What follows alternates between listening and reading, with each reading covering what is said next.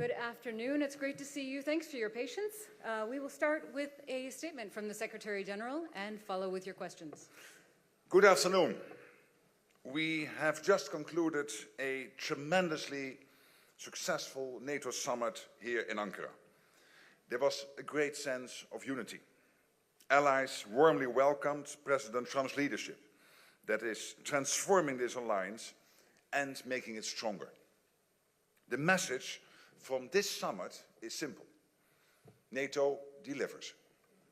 1 year ago in The Hague, allies took historic decisions to strengthen our alliance.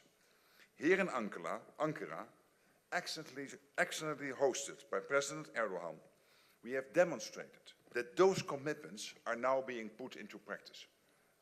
Across the alliance, defense investment continues to rise. New capabilities are being delivered. Industry is expanding production. And European allies and Canada are assuming greater responsibility for our shared security. Together, these are the foundations for a stronger, a fairer and a more capable NATO. Allies reviewed the significant progress already made towards investing 5% of GDP in defense by 2035. Already measuring 4% just 1 year into a 10-year project. So the momentum is clear. Allies continue to increase both core defense spending and broader investment that strengthen our security. They are generating the capabilities our defense plans require and stepping up their contribution to NATO's collective deterrence and defense. This is not simply about spending more, it is about ensuring that our armed forces have what they need to keep our 1 billion people safe in a more dangerous world. Our focus has now shifted decisively from setting targets to delivering results. That means accelerating production, breaking down barriers, boosting resilience, investing in innovation, and working with partners to maximize cooperation. The NATO Summit Defense Industry Forum demonstrated the determination of governments and industry to work together with greater speed and ambition. And the numbers are staggering, including over $50 billion in new procurement deals in just 1 day. We also launched a new major initiative, NATO's Drone Edge, which will see $40 billion invested by allies in uncrewed systems over the next 5 years. And big deals with US and European industry, including Triton from Northrop Grumman and our new AWACS from Saab. These new investments and industrial commitments announced here will help strengthen our collective defense while supporting innovation, economic growth, and, of course, skilled jobs across the whole of the alliance. This work must continue, and that's why I'm happy to announce that allies are taking a historic step to enhance NATO's fuel supply chain, to ensure our forces have the energy supplies they need for war-fighting readiness. While allies continue to finalize the details, we know that this 27 billion euro investment will modernize our existing fuel storage and distribution infrastructure and support new facilities, including pipelines towards the eastern part of the alliance.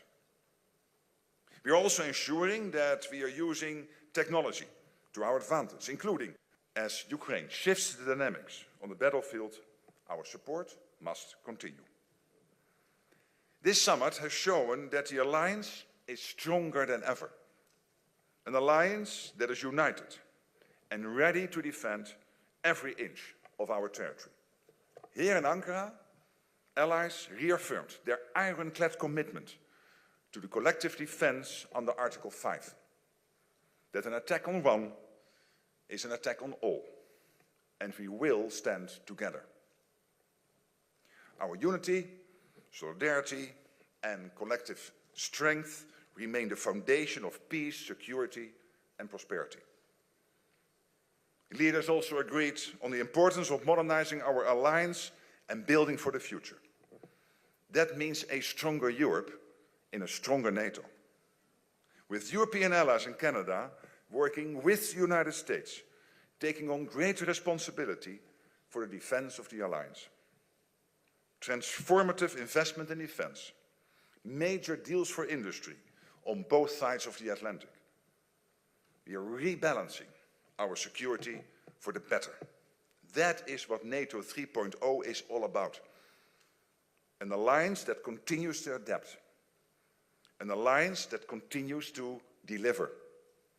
To keep 1 billion people safe. Thank you. All right, we'll turn to your questions. Let's start over here in the fourth row, second seat in.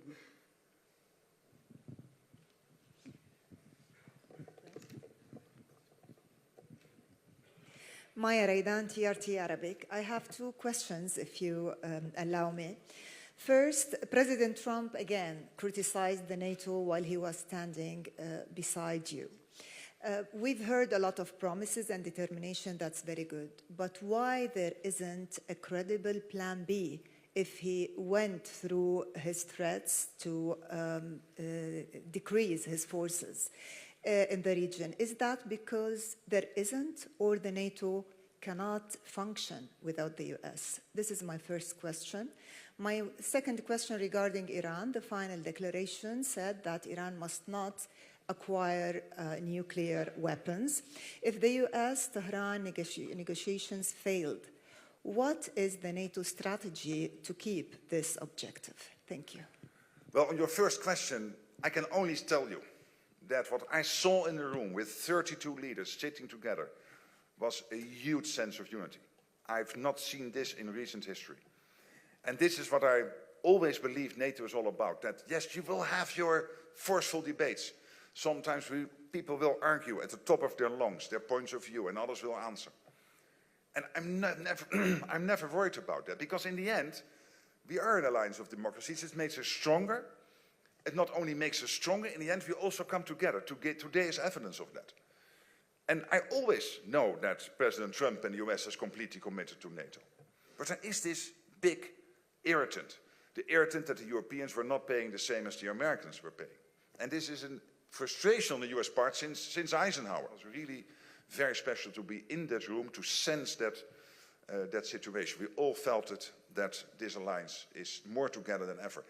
I think particularly because we allow ourselves to sometimes disagree and then come together. On your second question, it's absolutely clear it is a NATO policy that, and a point of view of all 32 allies, that Iran should never get its hand on a nuclear capability. Obviously, Iran is outside NATO territory. That doesn't mean that NATO could never get involved. But as I said before, if helpful, NATO is always willing to play a role. But first now, let's see what happens over the coming days and weeks. Okay, let's come up here about halfway up on the right. I think I see Reuters. Ah, sorry, there you are.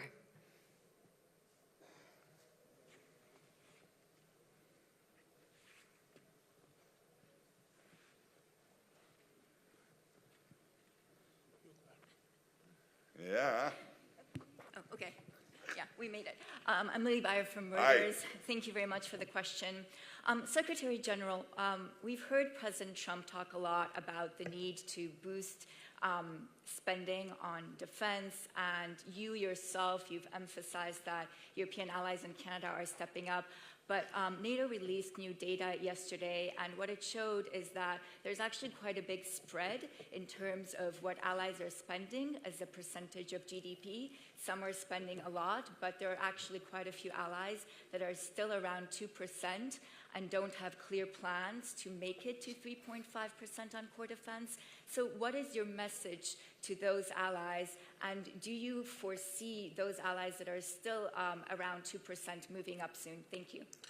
Well, let's indeed, as you already implied in your question, and I agree with that, agree that $250 billion spent more in 2 years, Canada, Europe, is massive. And there is a max to what you can spend more in 1 or 2 years, because you still have to recruit the men and women in uniform, you have to make sure that the defense industrial base produces the output. And of course, we are also ramping up the defense industrial production, but also there you need a couple of years to really get it going. Yes, there is always a certain spread between one country and the other. On the other hand, when you look at 4 big economies, Belgium, Italy, Spain and Canada, they were far from 2% a year ago. They all committed to 2%. And I always sense that if you have to make such a jump from 1.3, 1.4% to 2%, that means, in the case of some of these countries, $5 to $10 billion extra spent in 1 year, that you need to give yourself a little bit of time to indeed spend the money. Again, the absorption capacity, but then at a national level. But all these countries commit to move forward and to deliver on the The Hague targets. All right, let's come to the front row here. Can I get a mic down in the center? If you can come down past the barrier. It's easier.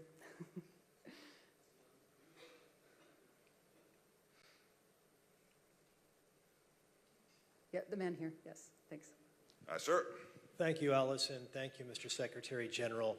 You mentioned that commitment from NATO. I'm John Decker from Gray Television. You mentioned that commitment from NATO for Ukraine, $80 billion this year, a follow-up of at least that amount in 2027. What will it take, in your view, beyond those resources to bring Mr. Putin to the negotiating table? That's my first question. And my second question, we're here in Turkey. What's come up during the president's time here is that S-400 missile system that Turkey possesses. Are you comfortable with that Russian missile system in the hands of a NATO ally? That's my question. On the second question, this is primarily a bilateral issue between Turkey and the United States, and this has been discussed, as far as I understand, also in the bilateral discussions yesterday, or at least the two countries are working on it. So let me not comment. And your first question was on? What it will take to bring Mr. Putin. Yeah, so on Putin, yes, I said this, I gave that answer on Monday. I stopped a long time ago to try to interpret what is going on in the head of Vladimir Putin. What I do know is that Putin is in difficulty. The economy is doing badly. He is losing around 30,000 of his own people a month, which is terrible news for those families and people. It means he is willing to sacrifice up to 30, sometimes even 35,000 of his own, primarily men, on the battlefields. We see Ukraine striking deep into Russia when it comes to the energy infrastructure, the defense infrastructure, and the front line. He was making some gains earlier this year, and it is now more or less of a stalemate. So he's not doing well. There is this firm commitment now by the 32 to continue the support for Ukraine. I think that is absolutely relevant and very important. And I know that President Trump and his team, with help from everyone who is available, is trying to end this terrible war. He's meeting now, as we speak, with President Volodymyr Zelensky to discuss what can be done more. And wherever we can be helpful, we will be helpful as NATO. But let me not try to predict what's going on in the mind of the Russian president. All right, let's come up here. Financial Times, please.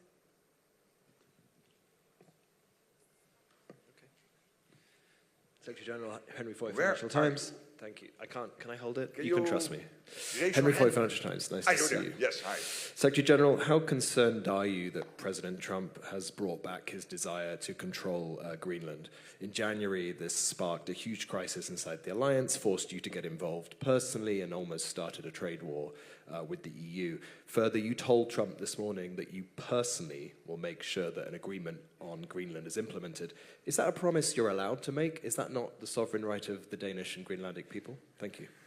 What the President and I agreed in Davos in January is, first of all, for when it comes to the defense of the Arctic, he absolutely was right. Because there is a huge risk that Russia and China will gain more and more access to the Arctic. And the discussion we had and the deal we made is for NATO, particularly the 7 countries bordering on the Arctic, including, of course, the US through NORSCOM and NORAD, so that means Canada with NORAD, And then, of course, the 5 European allies, so Iceland, Sweden, Denmark, Finland, and Norway, working together, backed up by all the other allies, making sure that the Arctic stays safe. This is Arctic Sentry, launched by the Supreme Allied Commander early February. And then secondly, and here you're right, I'm not allowed to discuss or make any commitments on this second part.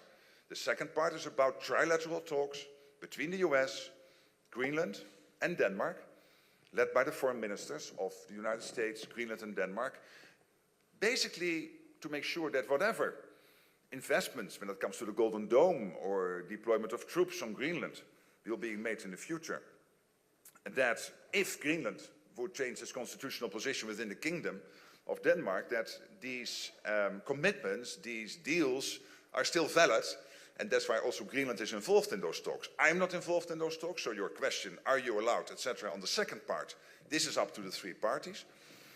These talks are ongoing. When it comes to the first, of course, it is my role to work with our military leaders to make sure that we implement this Arctic Sentry, and that's exactly what we are doing. All right, we'll stay right up there, just next to him. Bloomberg. Secretary General Andrea Policiano from Bloomberg News. Good afternoon. Will there be, I'm here. Hi, I see you, yeah. Will there be a summit next year in Albania? If not, when? Thank you. The next summit will indeed be in Albania. That was the decision in The Hague. So the summit now in Ankara and then the next summit in Albania. So from now on, of course, the next summit is not in Ankara because we are in Ankara now. So the next summit is in Albania. And of course, we still have to decide on the exact timing. Okay, and then let's come down here in the second row, right here.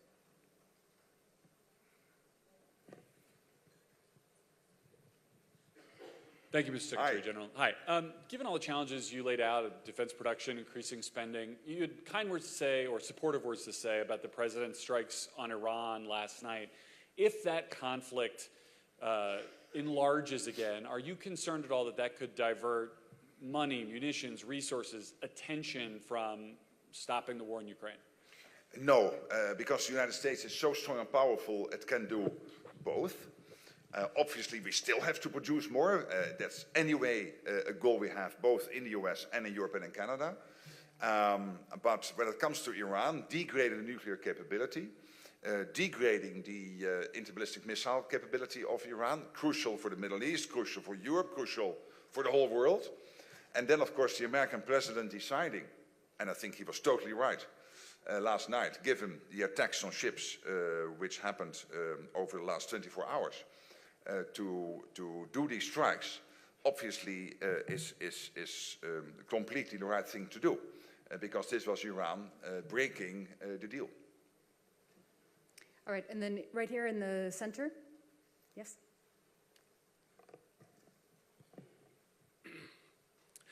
Sarsin Anajer, Harici Media. Mr. Secretary General, President Trump was quite unhappy how the European countries had a lack of contribution to the military operations against Iran.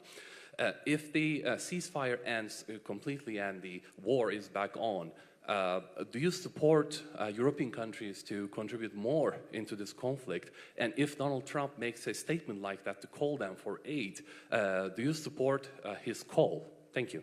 Yeah, obviously this is not so much NATO, this is individual European allies having bilateral agreements with the United States which have been negotiated over the years when it comes, for example, to the use of bases, etc. And I know when it comes to this that the United States is disappointed. And what I pointed out is that this is about individual cases, isolated cases. When you look at Europe as a whole, massively the Europeans have done what they bilaterally agreed with the United States when it comes to these agreements. And this led, in aggregate, to, as I mentioned on Monday, up to 5,000 sorties from European bases in the context of Epic Fury. And I would say Epic Fury would have been very difficult to do without Europe being a platform of power projection for the United States. Of course, this is one of the reasons why the United States is invested in its allies in Europe, to keep itself safe from the nuclear submarines, from Russia not ending up at the shores of the United States, but also, for example, for this reason, to make sure that they can make use of these bases. And massively that has been done.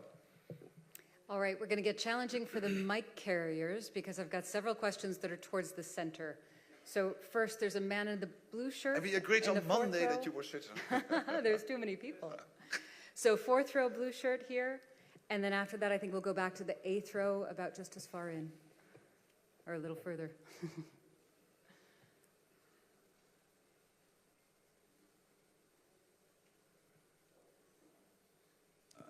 Thanks for the opportunity. Yilmaz Akıncı from Al Jazeera. My question is, President Trump was mentioning today that the peace deal is over for me with Iran. And just a couple of minutes ago, he said, we will hit them hard tonight. So what is the NATO standing in the sense, especially there are certain countries like Spain is not really collaborative with NATO ally.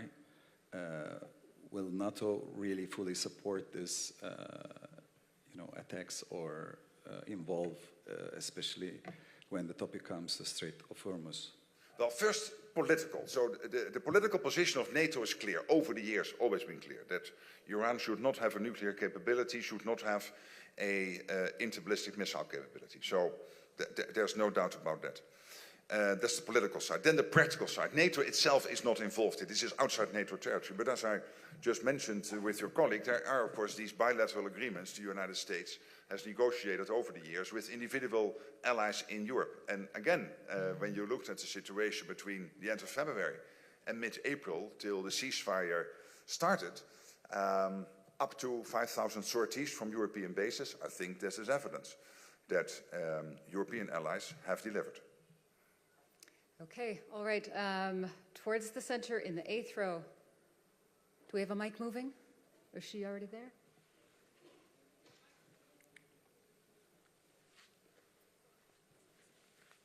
Yeah, you have to look at her. She decides. Alison decides.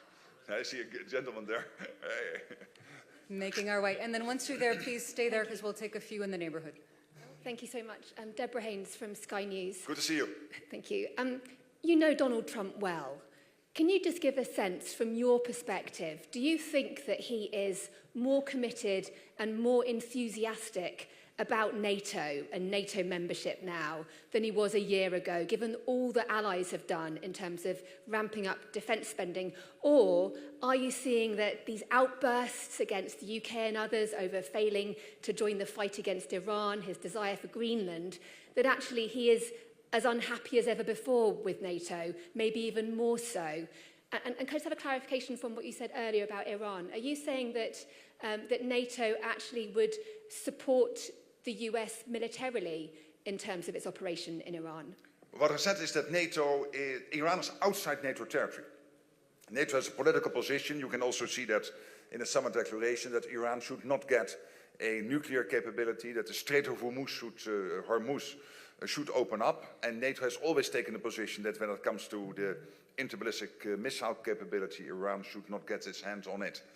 But this is outside NATO territory, so this is individual allies navigating this with the United States. On your first question, I mean, I always felt that families, where sometimes you have heart-to-hearts and sometimes you fight each other a bit, are much stronger than families where you have, oh, let's not disagree and let's keep things nice and unity. That's a bit fake, I always felt. I love it when sometimes between friends you can fight each other because it makes you stronger. And President Trump is not a person which keeps his views to himself. So on two issues he was very clear. One is that Europe had to step up, and this had to do with NATO. He was committed to NATO, he is committed to NATO. But he said, hey, Mark, it's not a fair deal. How can it be that you have 600 million people living in Europe, the richest part of the world, big economies like Germany and the Netherlands and Italy and France, and all the other nations together defending, of course, including with the US, against 140 million Russians, and then you're overly dependent on the United States. That's not fair, and he's right. And that's what we settled in The Hague. I think that was his leadership, extremely important. So committed to NATO, but also expecting us all to do more. And when it comes to Iran, clearly he was disappointed. What I pointed out again is this is about isolated cases, massively. Europeans have done what you, the United States, bilaterally negotiated with these European countries. Okay, this man here, yes, please. Yeah, hey, Rasmus Svaneborg from the Danish news agency. Yes, hi. Danish news agency Ritzau.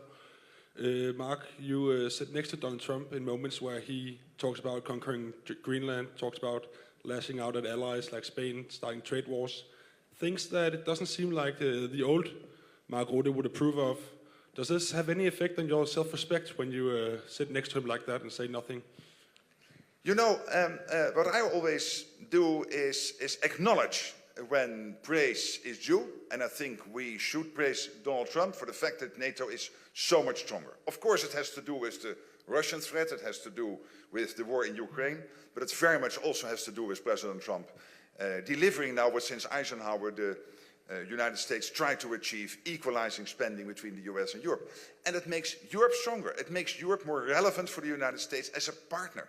So that is the transformative character of this summit, of what happened in The Hague, the implementation since The Hague, this summit as a point in time where we take stock, and I think that is extremely important. And when it comes to Greenland, I already explained, we had a meeting in Davos. And I said, I agree with you when it comes to Russia, when it comes to China, gaining access to the High North.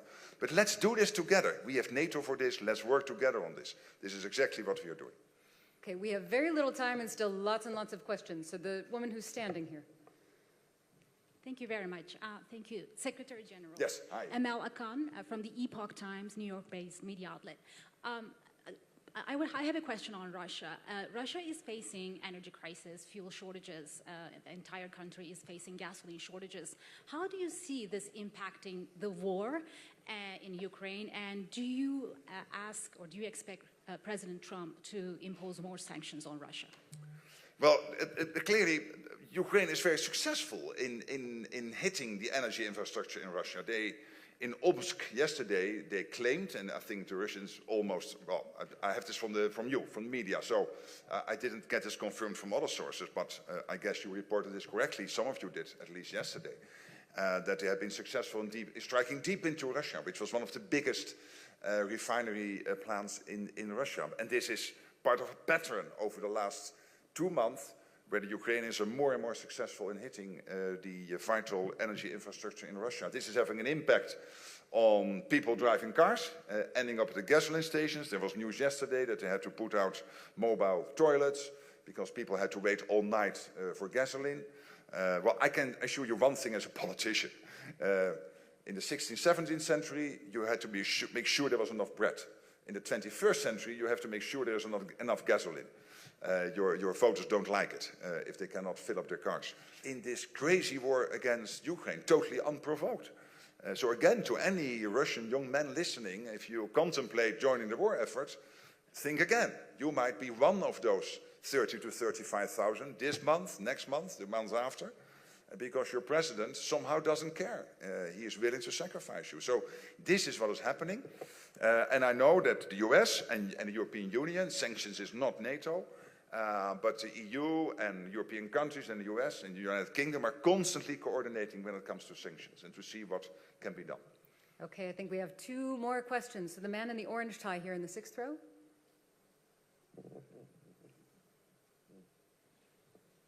Hi, Johannes Perterer, Austrian National Television and Radio, ORF.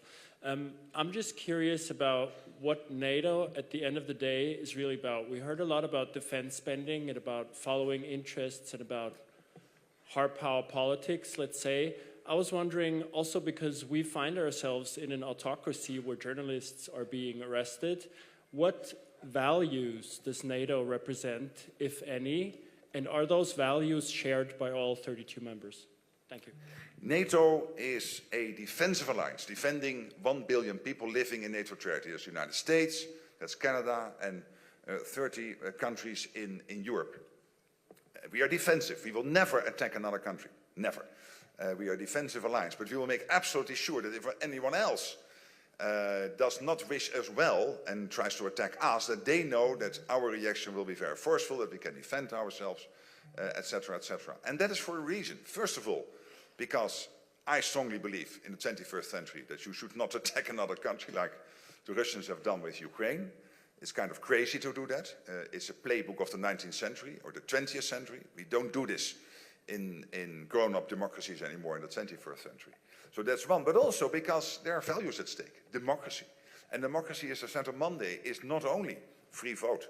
Democracy is also you, the free media, that you can report, that you can try to find out what happened behind the scenes, politicians not always liking what you find, but if it is fair, hey, it's your role and your job to do that. It's part of democracy. And the third pillar of democracy is that your societies have the ability to make their views known. And they do this sometimes through demonstrations.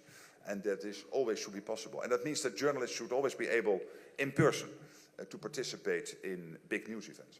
Okay, final question. That's all we have time for. We're going to go to the fifth row on the aisle here. Thank you, Secretary General. Satya from... yes, hi. Here. Oh, no, sorry. Oh, there are more than one hand. Yes.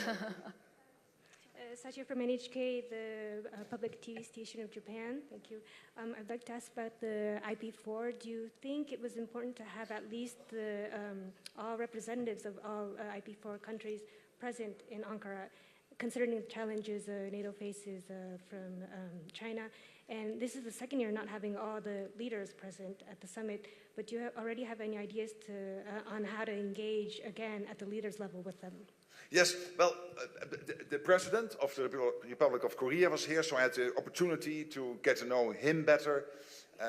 He and the First Lady participated in a dinner last night, and we had very senior representatives at the level of defense ministers and or foreign ministers of New Zealand, Australia and Japan. So I myself have my engagement with the leaders of these nations, so it's not necessary that always all the leaders are here. I was very happy to meet the Korean president because he is relatively new. We spoke a couple of times on the phone.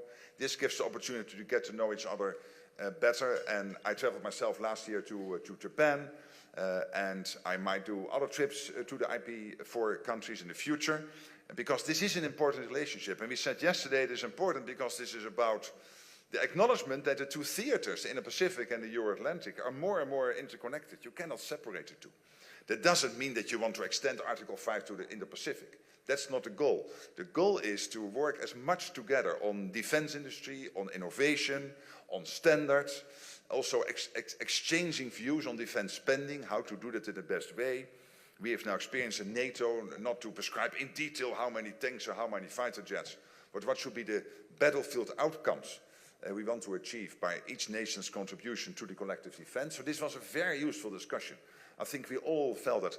Alison, there is one lady over there who really tried for some time. Is it okay if we do one more? One more. It's you, and then we stop.